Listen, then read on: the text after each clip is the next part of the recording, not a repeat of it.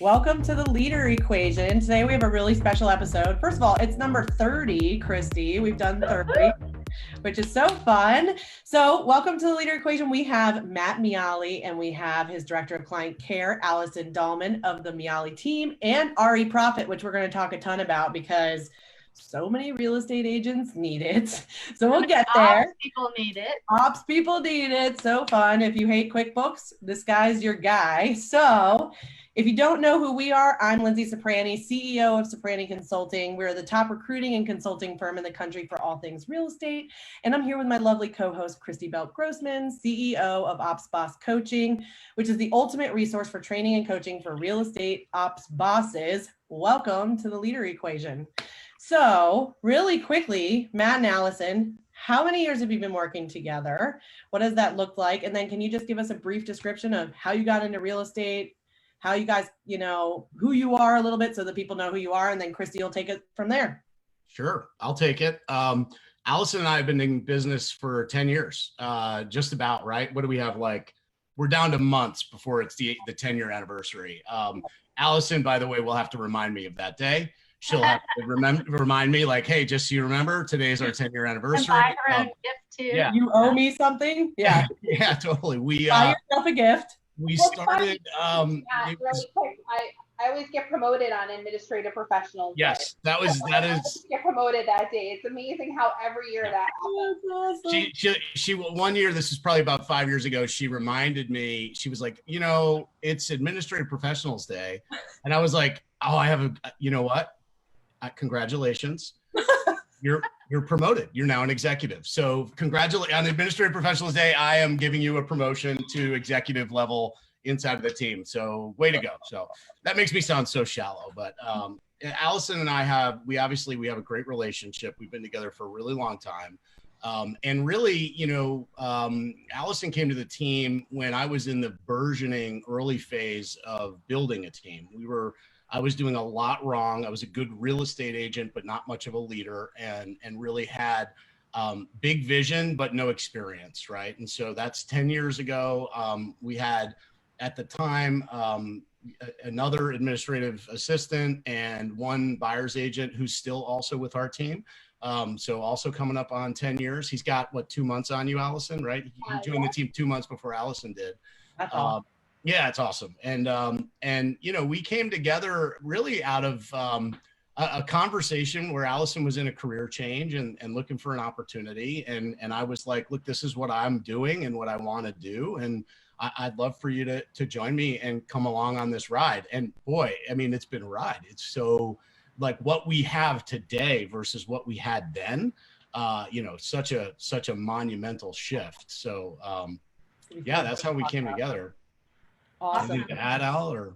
Yeah, well, I was going to say, we have a personal connection, and I was working, like Matt said, in a job before I was looking to make a change. And every time I'd see Matt at, a function, he'd say, Al, gotta get into real estate. You have the perfect personality for it. You'd be so good at this job.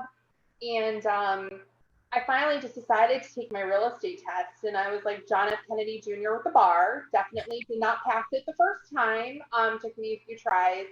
But then I decided, and the opportunity just sort of organically really came about where I transitioned to work as Matt's assistant. So it was pretty cool. And here we are that was a long time ago. Here we are 10 years later. That's a huge crowning achievement in this real estate industry. Let me tell you, that's why we have you guys on today. I love that. Let me take you through the quick fire questions really quick. So year one profit, how much was that? Or maybe it was a loss. No. Yeah, no. I don't think. Yeah, we're probably into year 3 or 4 before we had any real semblance of what we would call profit. There's a long story behind that evolution also. So we can. And not unusual in our industry. Not unusual at all. In fact, probably one of the biggest ailments inside of the industry is people's lack of attention to the financials. So. And then, what's your projected profit for this year? We'll land somewhere between 500 and 600,000 total profit for the year on a business that'll do about 2.5 million GCI. So, we live in the 20%. It's a big organization and we have a low price point comparatively to others.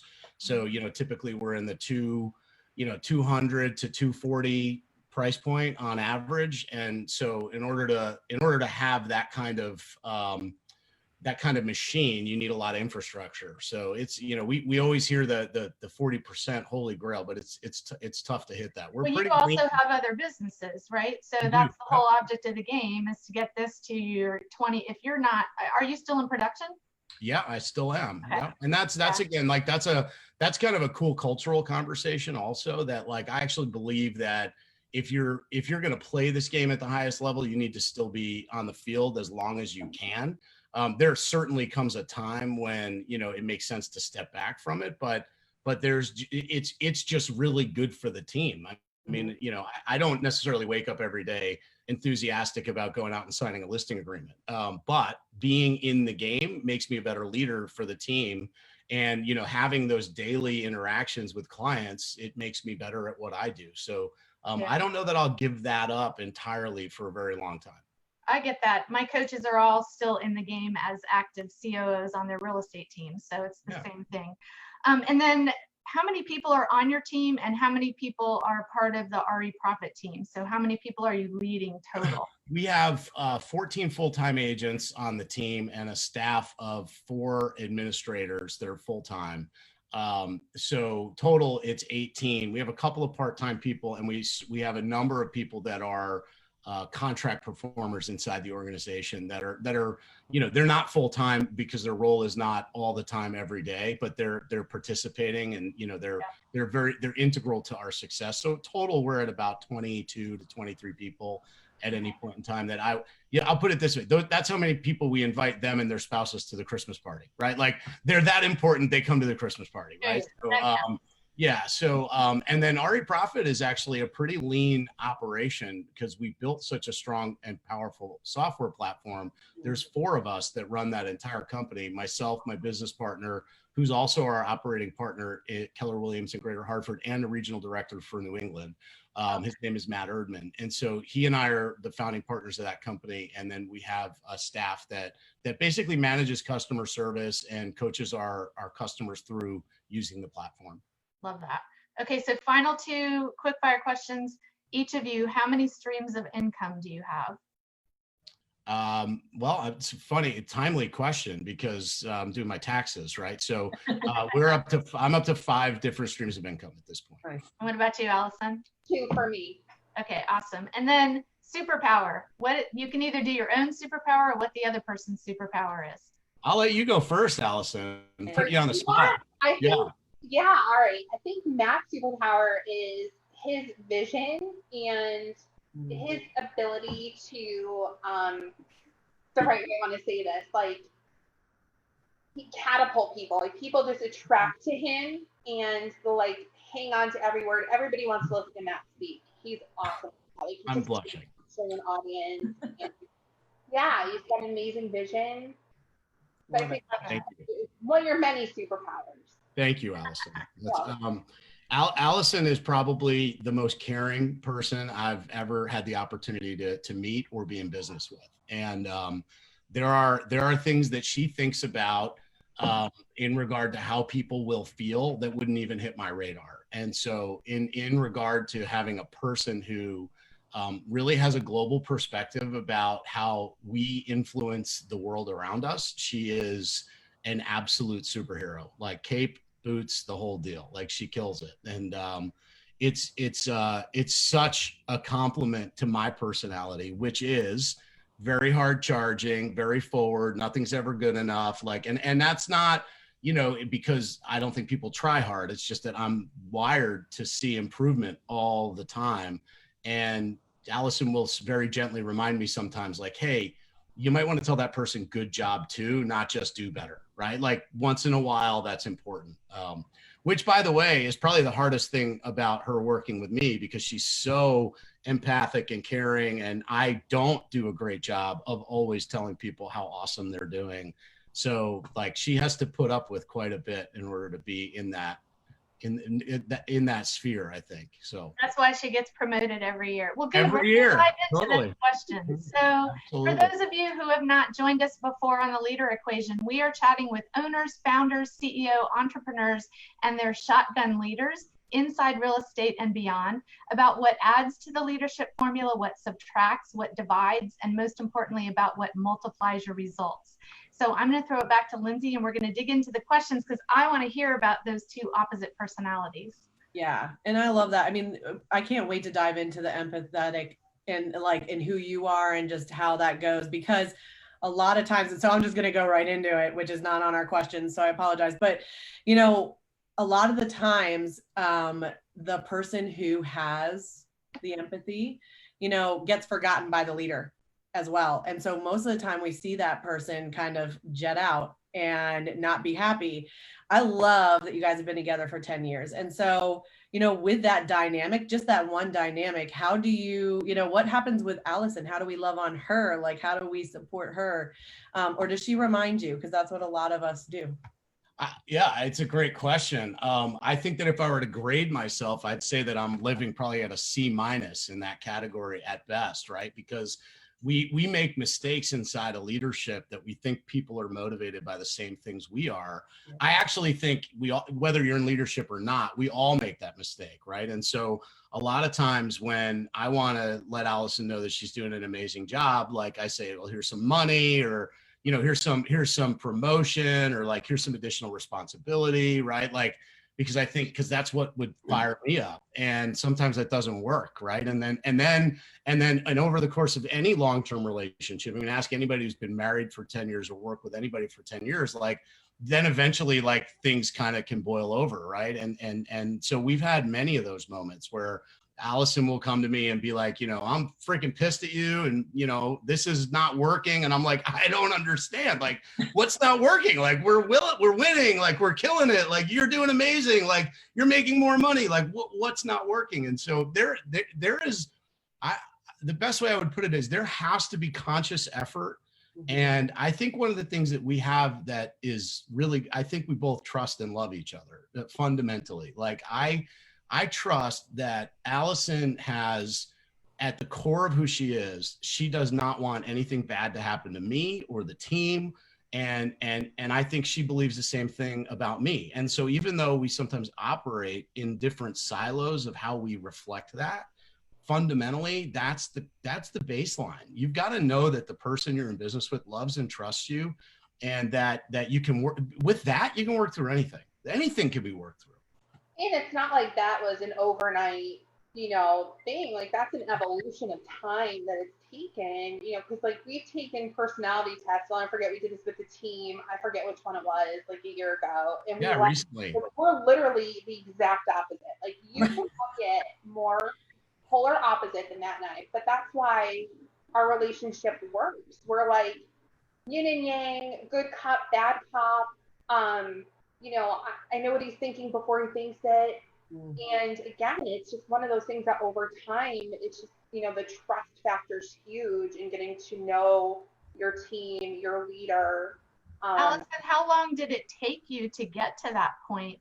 And was there ever a point where you were like, I just don't know if this is going to work? Yeah, I mean, I see a lot of it too was an evolution for myself personally with mindset. And I'm just like, you know, again, being empathetic, I'm also very sensitive. So I would take things very personally. It'd be very hard on myself. I'm sure nobody else out there can relate to that, right? Like, nobody else feels like that. I'd make a mistake and I'd beat myself up. And it really, I'd say, took a few years for me to realize, and for Matt to really drive the point home, that we win together, we lose together. And over the years, there's still been times where I'll be like, F this, I'm out. But I have, like, we'll never leave. Like, we talk it out, we hug it out, we're good. Did it take you a period of time to kind of find your voice, or were you always a strong voice? Oh, no. And I'd say that's still something I work on every single day for myself, honestly. So if someone's listening, because I know Lindsay, you hear this too with all of your clients. We hear this all the time. Rainmakers are like, just tell me how it is. I just want to know. Just tell me what the solution, like, I'll do anything. Just tell me what to do. and the operations people are kind of holding back. What advice would both of you give them, rainmaker to rainmaker and ops to ops, on how do you bridge that gap? Yeah, I would, you nailed it. Like the conversations for Allison and I is like, I'll say like, something's wrong. Like, I don't know what's wrong, but something's wrong. Out with it. Like, I'll say like, out with it. I can't fix what I don't understand. Right. Because I live in a world of speed and urgency. Right. And she lives in a world of processing and thinking. Right. And so I'm always like, let's go. Like, I can't fix what I don't know. And I want to fix it. Like and so I really would say like, it is that trust component where I can say like, here's what I trust. If she's not ready to talk to me about it, it's fine. She will when she's ready. I don't need to push it, because if I push it, it causes more disruption. So in the meantime, like what I'll often say to Allison is, you can come to me when you are ready. You could talk to me about it when you're ready, and we'll get through it. Like, we'll solve it. And she'll sometimes be like, I just not sure how to say it. And I'm like, okay, just when you're ready, let me know. And the trust is the only thing that works there, because I can walk away from that conversation and not stew on it and still go do what I need to do, knowing that when she's ready, she'll come to me and we'll solve whatever problem it is. By the way, whether that's organizationally, emotionally, like you have to have that baseline, knowing that you can have the conversation at different, at people's different speed. That's, I think, the most important thing to understand. Did you always feel that way though? Or is that something you've grown into too? Because I think a lot of times it is hard to wait. Like, that high D personality, for people that don't know the DISC, like we're like, no, I need to know now so I can, because we're such fixers, right? So we just want to fix it immediately and move on. Because it's so, I have kind of an interesting, I have like an interesting dichotomy in my personality, in that like, I'm definitely a high driver, but I also am a people pleaser. Like I have like, if we default to a DISC, it's like I'm a 99I, 99D, right? Like that's where I land. So I really, really, really want things to happen, and I want people to be happy while they're doing it, right? And so, I had to evolve as a leader to be okay with it, but I knew that it was just as important to me that the people in my world felt fulfilled and happy as it was that we got stuff done. And by the way, many coaches in my life told me to my detriment, like said like, nope, time to move on. Like, you got to move. And I'd be like, no, you know what? I'm going to work on this. Like and that's when I say that, not with Allison, but with agents that were not quite where they needed to be yet. Or, we hear those conversations all too often. It's like standards, right? And it's like, I get it, but that's just not real life. Like, we are still in a people business. Like, we aren't building robots. Like, people have good years, people have bad years. And I equate the role that I sit in much akin to like a football coach or, a coach of a sports team. Like, you have a roster, and some people have breakout years and exceptional, and some people have slumps. And you don't build a championship team by cutting everybody the minute that they have a rough day. Like, and that whole conversation around standards has morphed into this, really disconnected human part of the business, which I believe, again, for me, that's just as important. I've chosen to make that a priority in my life, in my organization, that we actually like each other. Like, it's not just about the bottom line. It is about the bottom line, and we need to like each other too. I just don't want to work with a bunch of jerks. Like, I just don't want to do it. It's not, life's too short. So it shouldn't be an either or, it should be a both. Right? 100%. But a lot of the conversations that we hear, right, really default to like metric, standard. You really do have to have both, and you have to be prepared to coach people when they're not at it and meet them where they're at, and kind of say like, you have a certain, give them a path and a runway to get there, from a support standpoint. And, and I think really good leaders do that, and figure out how to make it happen. So Allison, going back to what we were starting with, which is, he's a driver, you're like holding back a little bit as your personality profile. How did Matt create a safe space for you so that you could, at the very beginning, actually say the things that you needed to say to him? Like, what was it? How did that environment, come about? Yeah, I think again, it was just, as I needed to become more confident in what I was doing. And back when I started with Matt, like a lot of this stuff didn't exist. So I was pretty much like, on my own, figuring it out. I remember when I first started, I'd carry around a pad and paper and write down everything Matt would show me because I'd have one opportunity to see it because he was out selling and that would be it. And it was just having, again, I think it really just comes down to a great environment and a relationship with each other where there'd be some days where I might not have felt comfortable going to him right away. And what I would do is I'd write it in an email so I'd get all my points down so that when I did finally go to him, I felt like rehearsed and practiced and like wasn't going to forget what I was going to say. And Matt's probably like, oh, did you send me an email? Yeah, that too. Yeah. That safe space, like knowing that, Matt was always accepting and he always encouraged those conversations, whether they were difficult conversations, whether they were positive conversations.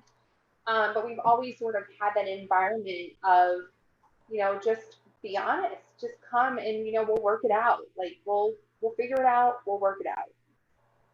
Yeah. Yeah, go ahead. I just sort of like, somehow I figured out that if you're not making mistakes and breaking stuff, your organization's not growing. And so I would often say, like, it's never the mistake that's the problem. It's how you handle it, right? The mistake is inevitable. I screw up every single day. So do all of us, right? We make mistakes. We do things wrong. We forget things. Like we just don't do it all perfect all the time. But it's how you respond to it that actually matters. And so I really tried to cultivate, I still do cultivate an environment where we race toward that. Like we try to break things and then run right into it. Like, it's almost like we celebrate the falling down. Like, oh my God, can you believe what we just did? Like that was a total screw up and awesome. Guess what we learned? We learned how to not do that again, right? Like that's give us an example of one of your royal screw ups and what did you learn from it? Can you think of one off the top of your head? Oh God. I mean, which one you want me to go back? You were talking about yesterday? Like, I mean, the big one for me and I'm going to stand on a podium for a second is really around the financials in the business. And I think that is the thing that is not talked about enough inside of this industry. I think it is a massive disservice to most of the agents that are out there. And the reality just being that the biggest screw up I made was never making that a cornerstone of the business until it was too late. And I've told this story to thousands of real estate agents in front of bold rooms and sponsorships. But when I was the #1 agent in our market center in 2011, and I had made $330,000 in gross commission income and owed $72,000 to the IRS, didn't have a single dollar in the bank account, had no way to make payroll, right?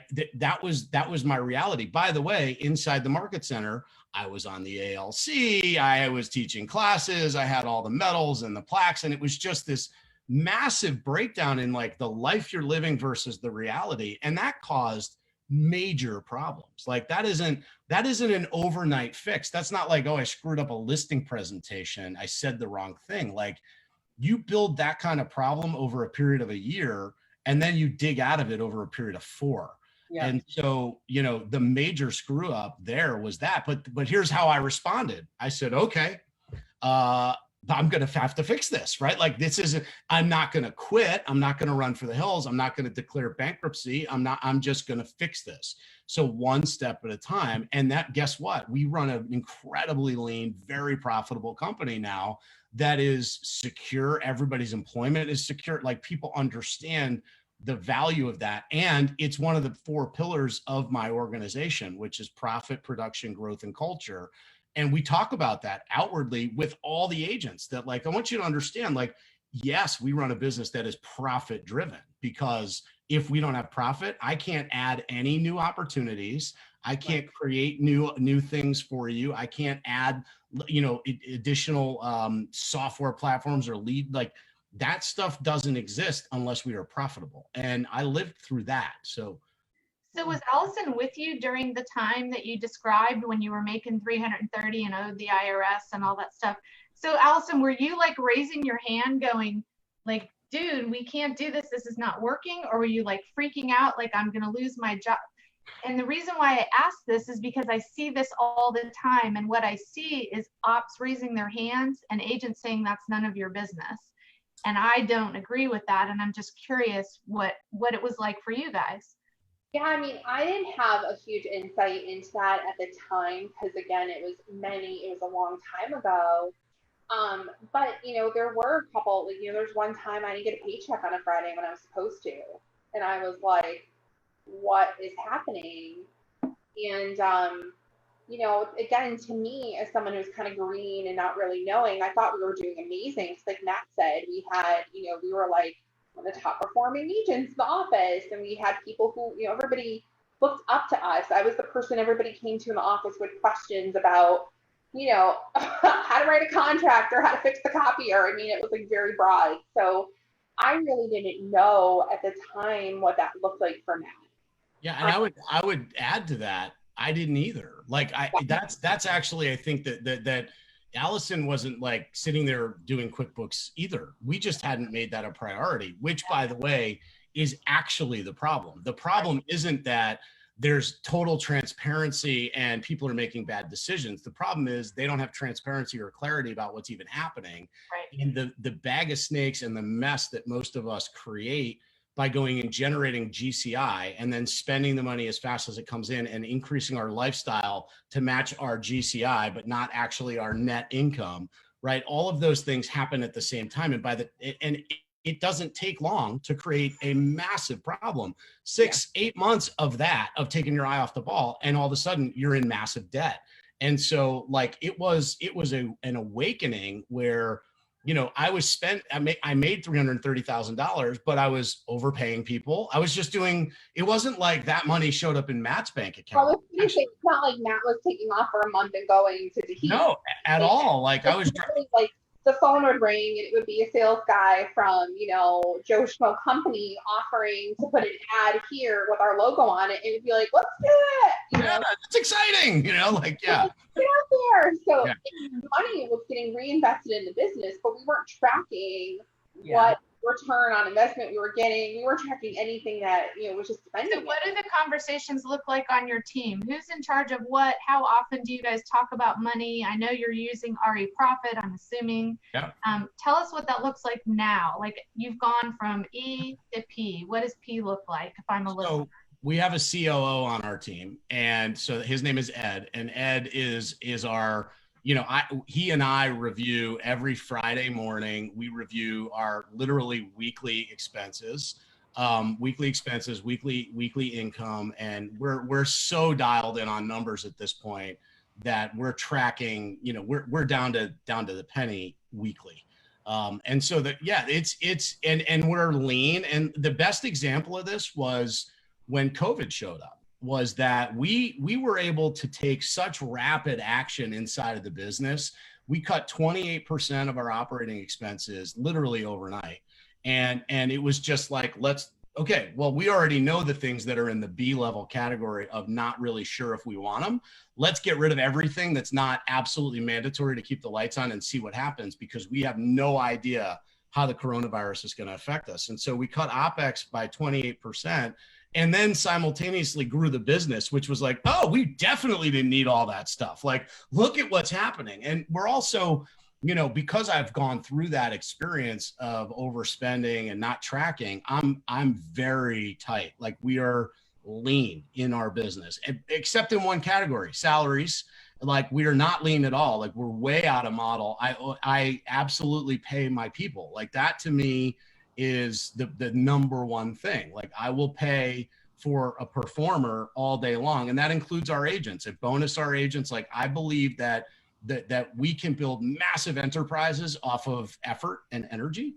And it doesn't have to be kitschy, flashy stuff. Like, we're in a relationship business. So people that are willing to go shake hands and provide an amazing experience deserve the reward. That's how we operate. So good. And so many people lose that. When did that, you guys, like, when did that change, right? Was it right in that time when the money situation came in and then all of a sudden your leadership went up?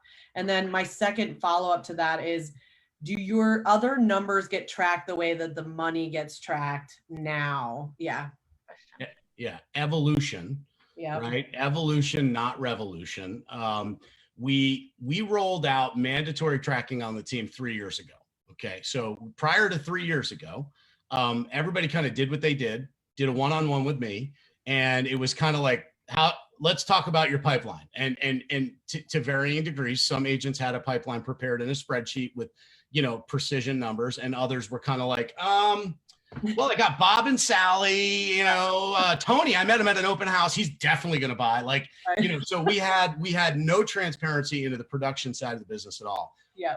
And the example that I use, and this is really for all of you leaders on teams, you have to run your team like a dimmer, not a light switch. And so what I knew was I can't ever grow this thing to 1,000 units in a year if I don't have transparency into what our production looks like. And I've got amazing, talented people here that if I tell them tomorrow, you now are required, back to that standards thing, you now are required to report every day, 7 days a week, and track your leads. If I do that, gone, right? So we started with, here's what we're going to do, guys. I want to build a big organization, and here's what I need in order to do that. I need a little more visibility. So can we do reporting once a month, right? We started with once a month. Literally, it was like it's due. It was like, and it was super simple, and everybody did it once a month. And we got total buy-in for once a month. And then it was like, hey, look at what's happening to your business, guys. Like, do you feel that momentum? Do you see how this is helping you get to the next level by actually looking at what's happening instead of guessing? How about we try it once a week, right? Then we got to once a week. And now we are literally at daily reporting for everybody, appointments, agreements, under contracts. I mean, we track every metric in the business. And we do a weekly scorecard. This is something that I think is so powerful for any sales leader, which is basically any agent on the team will pick their goal for the year. I want to sell 50 transactions. I want to sell 35, 25, whatever that number is. That's fine. We're here to support them to get there. And what we track weekly is number of closed, number of active pendings, meaning under contract, and the number of A buyers and A listings, which we define an A buyer or an A listing as 90% chance or better that will close this year. And when you add those four things up every week, you get a number. And that's how many deals you've created, right? And so as a salesperson, I can start the year on January 1st and that score is 0. And it's like a scoreboard. That's why we call it the scoreboard. Like my score is 0. And then if I meet somebody and they sign an agreement and they go into pending or they go into an A buyer, now that's a 1, right? So every week you track. And by the way, what it also brings a lot of attention to is what agents fail to do is realize that their job is really putting stuff in the top of the pipeline, not just moving stuff from active to pending. Because we often, as real estate agents, get so busy in the transition from I'm working with 4 buyers, I've got 2 listings, and oh my God, 4 went under contract. What a great week. But your score stayed the same. You didn't actually score any runs this week. You didn't put any points on the board. You just moved them through. Those are already done. Right. Where's your attention going to be if you want to hit a goal of 50 transactions? You need to add new relationships that are going to result in a closing. And so we track that every week with our agents also. So we've got. I love the simplicity of that. That's really simple. I know we might need to see the scorecard at some point. Yeah, I mean it is pretty stinking cool. John, if you're listening, no, just kidding. Yeah, I could open one up. I don't know if I could get permission from somebody if they would want me to share it or not. How long was the time period? You said evolution, not revolution. So okay, we're gonna try this monthly, and now we do it daily. Was that a year? I think we're still in it, right? Because we launched an ISA division at the beginning of this year, and so now we're doing some even deeper stuff, which is tracking appointments set to appointments held to agreements taken. We never tracked that before. So we're just getting deeper into the business intelligence of what's actually happening from the time that something shows up as a prospect to the time that they become a closing and a client. And, so we're still there. And, it is interesting this is where Ed is such a great addition to our team too, because he wants to track everything.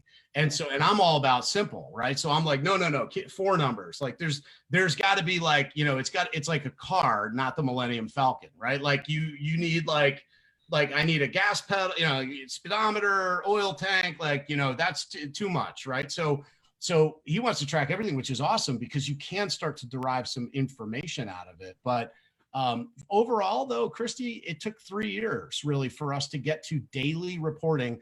By the way, with the same team, we don't churn agents on our team. Like we're an organization that really honors the people. We're selective about who gets in, and then we really honor the relationship and do the best job we can to serve the people once they're inside of it. And so, it took a while. Some of the agents that were on the team before that were like, this is daily report. I never did that before. And it's like, I know, but bear with me. It's going to work. Like, but you have built up trust by having a team where you're not a burn and churn. So people are invested in you because you're invested in them, and therefore there's a trust. So when you want to do something new, they'll maybe step out a little bit more than they would otherwise. Oh, I am certain that after every team meeting that there's cool water cooler talk, like he's lost it. Like, yeah, I don't know what he's thinking this time. Like another one of these cockamamie ideas, but I am, definitely patient for things to take root. Like I understand that things don't, like I'm impatient for results, but I understand that it takes a while for people to get comfortable with what needs to happen next. And that it's most of the time, by the way, I guess this is probably the other message for people. I don't want to do it either. Like that's the part that like, I think people forget, like as a leader, we think that we're supposed to show up and be like, this is the law and everybody follow. And I'm very candid with my team. Like, I don't want to do this either. Like, but I do want to get to the next level. Like, so I want that more than I don't want this. Like, I don't want to look at numbers every day either. I want to go to parties and shake hands and hang out with people. But I understand that if I want to do 1,000 transactions in a year and have an impact on the market that we're in, I better get comfortable with some of this stuff. And so I do it. And it takes a while for it to take root with me too. So Allison, when he's launching this kind of stuff and bringing it out, what does that look like on your end? Because you're probably hearing all of the water cooler stuff, right?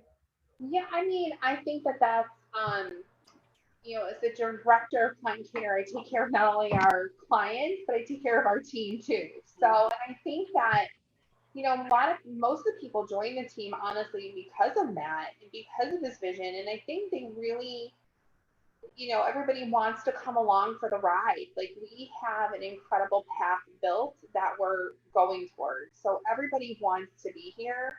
And yeah, they might be like, well, there's Matt. We like to say Matt pontificates on the team. So there's Matt pontificating again at us. And, but I think that generally everybody is like, they see it, like they're okay, like they're able to see the why. Like we make it very clear of why we're doing things. Like it's not just to create more work, but there's a real reason behind it.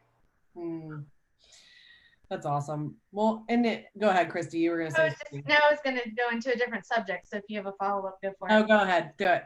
So I wanted to ask you guys, it's been an interesting 2020, right? What have you learned about yourselves?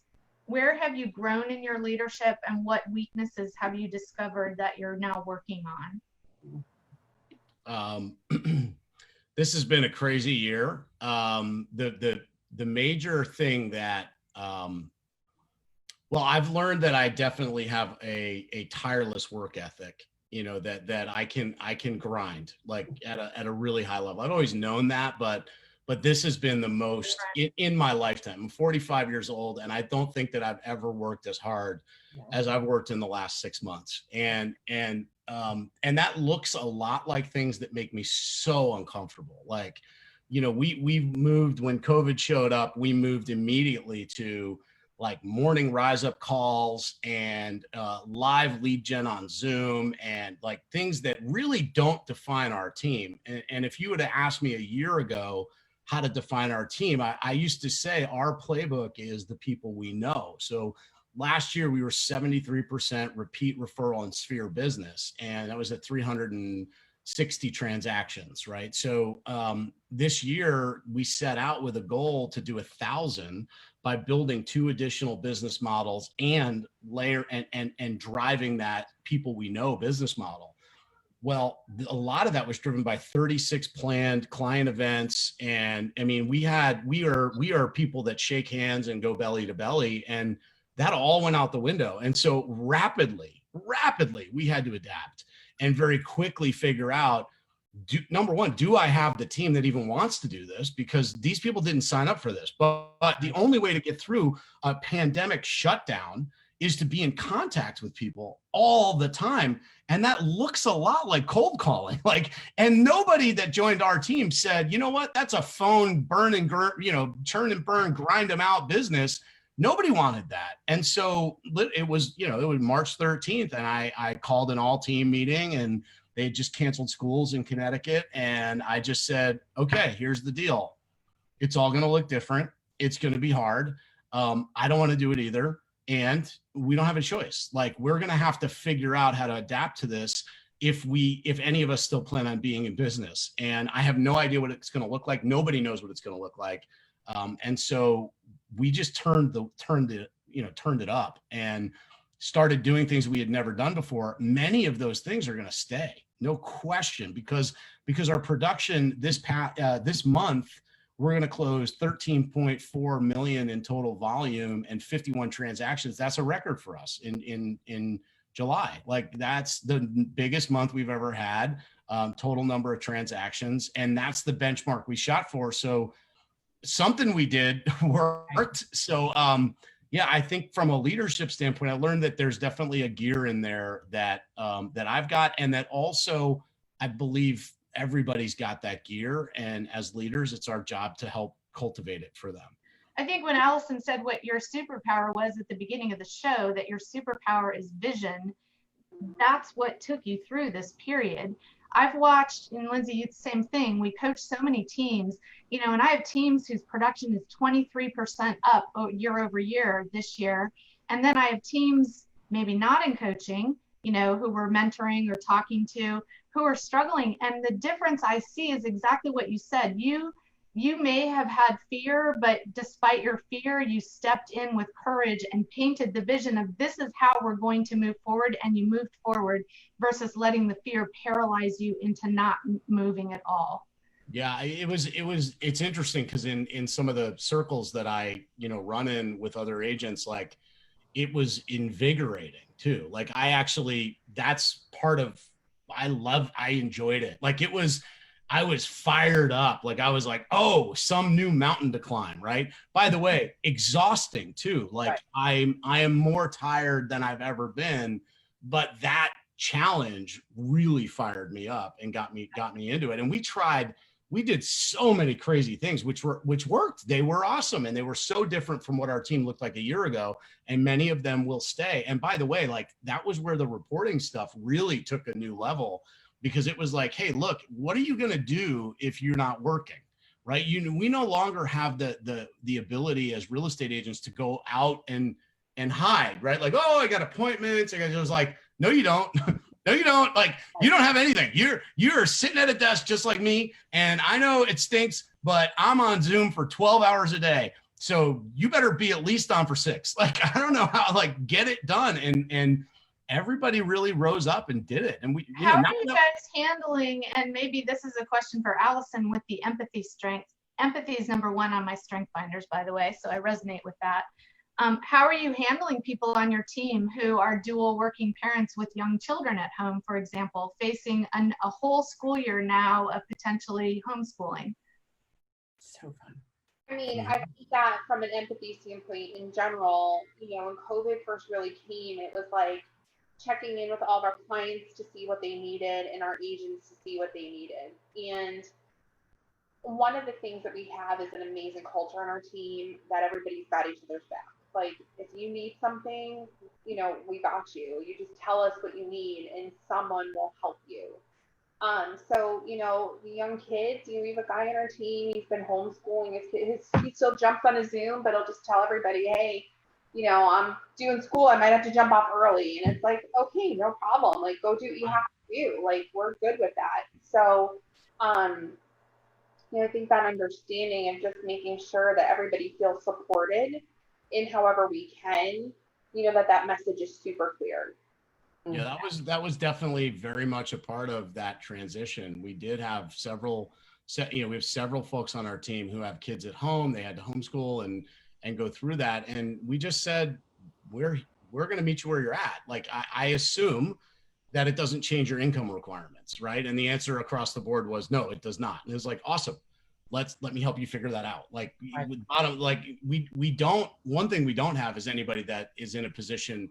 We don't hire part-time agents on our team, right? So that's just not a thing that we invest a lot of energy in. So when people come to the team, they're full-time. And then when they're in a situation where they now have to be, homeschooling, it doesn't change their income requirements. So it actually, I take that on as my responsibility to help them navigate that. So I actually plugged in more. I think there were 3 agents on our team who were specifically in that situation.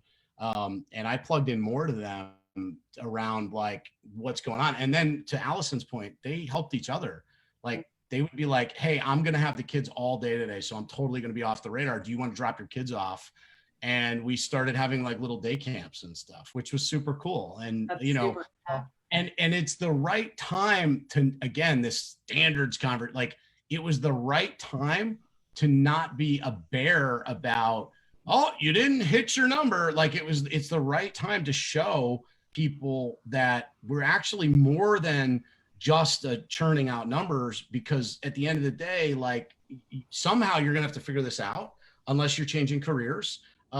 We don't know how to do it yet because none of us have done it. So let's just figure it out together and make an environment where you can do the things you want to do, take care of your kids, and still hit your goal. So, well, I think also, we're dealing with human beings, right? We're all emotional people. Like, we all have emotions. And I think there was so much more when COVID first came on the scene, besides like, what am I going to do about work? It was like, there's so many other fears there for people.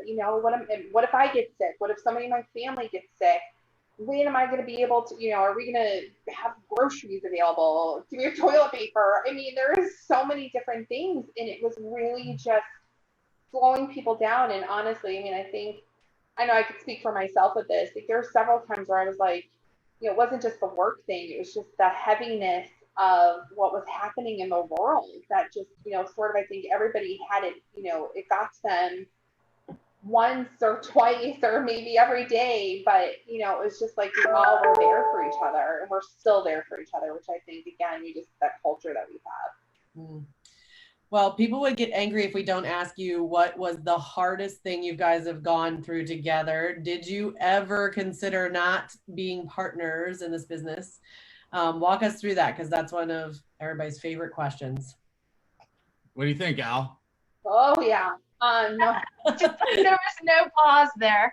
Yeah, I mean, I know for me, I actually tried to quit like 3 years ago. So I gave my notice. I called Matt, was like, I'm done. See you later. And we had a lot of conversations, and there's a whole other backstory there that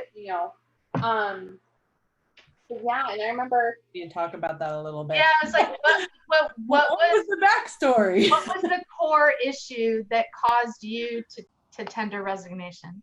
Well, I think what it was is that it really was at a time I didn't trust Matt about a decision he made with bringing somebody into the organization. So it was definitely. Would you agree with that, Matt? Is that a good way? Yeah, I guess so. Yeah. Wow.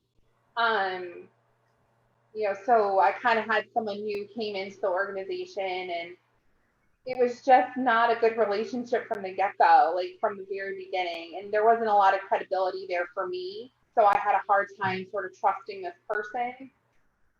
And yeah, I just finally was like, this is for the birds. Like, I'm out. And, it took us a couple months to really kind of repair that. And even still, it came up again. And it was hard. It was really hard. I remember, like, I'm a crier. There was a lot of tears involved. There was a lot of emotion involved. It was like one of those things where I didn't draft that email at first to make sure I got all my points out. It was just like verbal, like, I'm done, So, yeah, that was 3 years ago, I think. Yeah, I guess. Yeah. Which is Probably. the first year of your life. It's like, oh, I moved on already. Well, the thing is Allison and I, it's like any long relationship. There are always going to be times where you question, am I in the right place? Are we in the right partnership? Is this the person that's truly got, that's truly got the skill set? And I think that what Allison, is referring to in regard to kind of repairing that was really going back to that foundation, which is like, listen, I understand that this is uncomfortable and that you're not happy, but I love you, I care about you, and I want the best for you. So help me understand why it's not working, where it's not working, what are the things that I can fix? And please understand, I can't fix it overnight. Like, we're an airplane that's in the air. You are like the co-pilot. Like, you can't just jump off the plane. You give me a little time to fix it. And I think that we got to a place where she trusted that I would, and I think that I did. But it's tricky. Any very close relationship where you've got two people that are responsible for a lot of stuff. Sometimes things happen, and it's a two-way thing. You really got to believe that the person is going to show up as their best every day, especially if you are. Right? If you're showing up as your best and somebody else is showing up at 60%, that's really tough. That's really tough to get through. I think in the beginning, there were sometimes some strike breaks. I didn't understand really the dynamic between personality, and it'd sort of be like, why doesn't he answer the phone every time I call? Like as an example, or why is it taking him 5 hours to respond to me? Like, I respond to people in 5 minutes, that kind of thing. And it was just sort of working through, like, really understanding Matt's personality type, my personality type. And again, we're a lot polar opposites. And now having that better understanding and knowing how to communicate with Matt, like, I know what days his high D is in the driver's seat. I know what days his high I. So I know what day I can talk to him and kind of BS with him for a few minutes without him being like, what do you need? And vice versa. So I think that that's super important, especially anytime that there's conflict, is to really understand who the other person is that you're dealing with. So if someone's listening, because I think a lot of our listeners are your behavioral profile, Allison, with leading with empathy, sensitive, it's really hard to connect here and here when you see the personality and you're experiencing the high D. It's hard to teach yourself not to react and respond to that high D with your heart, but to be analytical and think, oh, well, he's just high D'ing me today, I better get right to the point. Like, what advice would you give to people? How do you make that transition? Like I said, it's still, there's days, it's an ongoing thing for me. It's not like all of a sudden, there's not days where I'm not super sensitive or I don't take things personally like I should.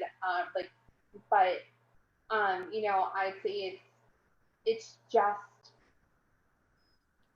I know it's easier said than done not to take things personally, but we can't. Like, it's not about us. And that's one thing, it's not always about you. Like, ego gets in the way. Yeah, like your ego gets in the way where we think it's always about us, and it's not. Yeah. It's just asking questions or stepping back and really thinking for a minute before you say something. Yeah. So I'd say, just remember, it's really never about you. Good advice. Great advice. What's the best thing that you guys have done together? Like, what's your biggest win as a team? As a team, meaning the two of you, not the whole team, or it could involve the whole team, but what's your biggest win together? What do you think, Al? I think I know my answer. You do? Yeah. I want to hear yours, because I want to. I think that Allison and I have been able to find have been able to land in the right seat on the bus together, and that has taken a long time because, frankly, Allison's really in an ops seat, but she's not a highly process driven person either. Right. And so we actually, as much as we're sort of polar opposites, it's more polar opposites emotionally in how we communicate.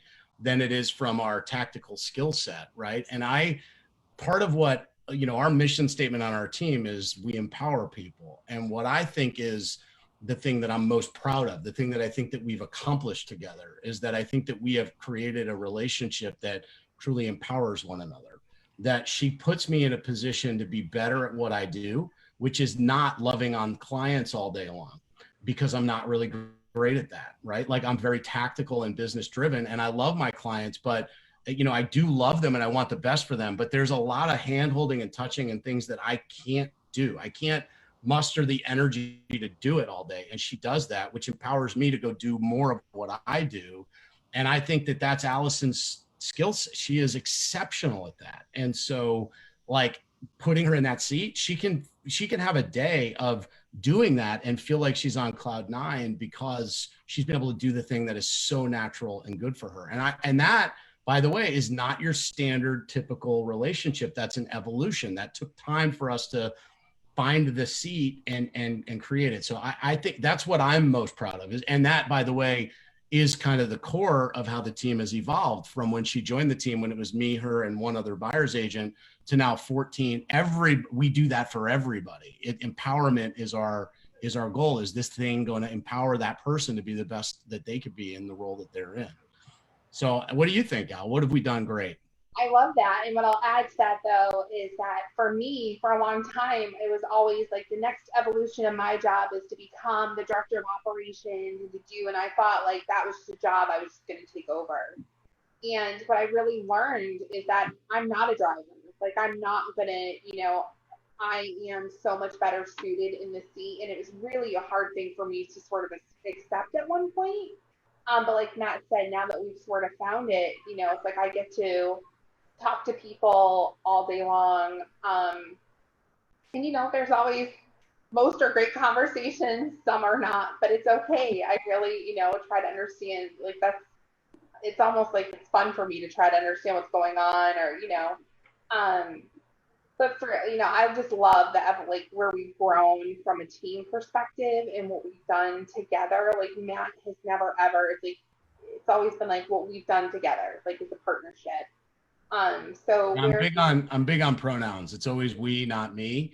Yeah. Like, it's always us, not you, not them. Like, I'm big on pronouns. I correct the team all the time. It's like, oh, that's my listing. It's like, you mean our listing? Like, it's ours. It's our buyer. Like, I'm big on pronouns. I think how we communicate to each other matters, because when an agent calls me and screwed something up, they call and they say, something's really screwed up. And my response is always, did we do this? Like, I immediately go to we, because I want the agent to be able to feel like they can be super honest about what they're experiencing without feeling like they did it on their own, right? So I think pronouns, there should be a class on that. You guys should teach it on how to appropriately use pronouns and descriptors around team. To use are powerful. It matters. Yeah, it definitely matters.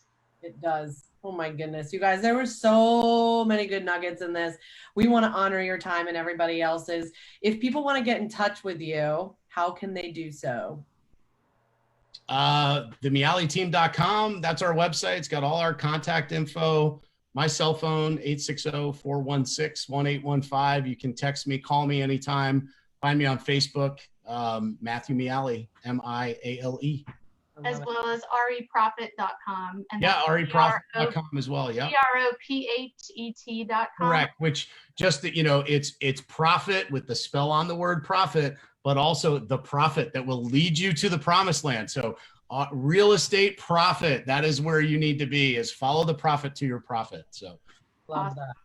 We'll have to post some things. We'll post some websites in the comments for people to come to you. And listen, we're just so thankful that you spent this time with us. There were so many good things here. I think this was probably one of our best ones. You guys. Woo! Hey, one of the best. Killed it. Thank you for being honest and vulnerable. We appreciate you. Thank you guys. Thank you very much. It's been a pleasure. Bye, guys.